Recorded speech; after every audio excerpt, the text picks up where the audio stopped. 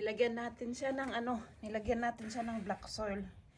Dito ako kumuha ng black soil kasi madaming dito kasi inaano yung mga dahon ng halaman.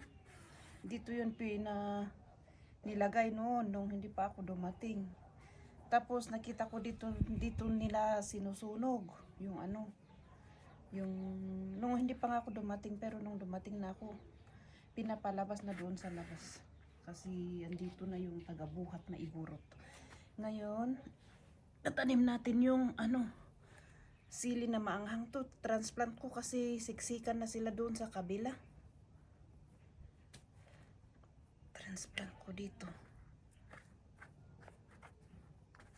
Sayang. Ito pa. Andyan yung isa sa kukunin ko pa yung isa doon.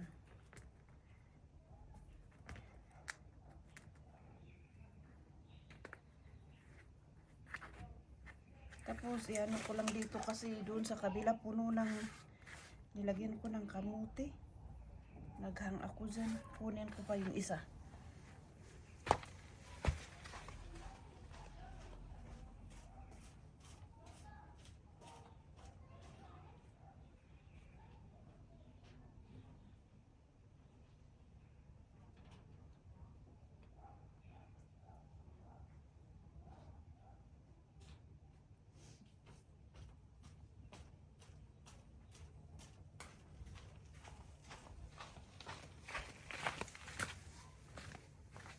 Tuyo na yung isa. Kawawa siya. Sana mag-survive to. Tapos diligan ko na lang siya ng every other day. Kasi taglamig na ngayon.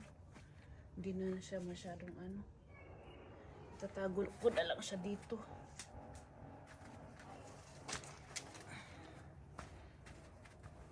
Dito ko na lang din siya ilalagay. Tatago ko dito. Para hindi siya masyadong mainitan muna ba. Saan ko kayo ito ilalagay doon?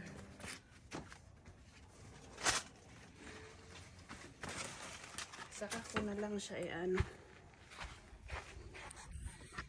ayan, nilagay ko na lang muna sila doon. Saka ko na lang siya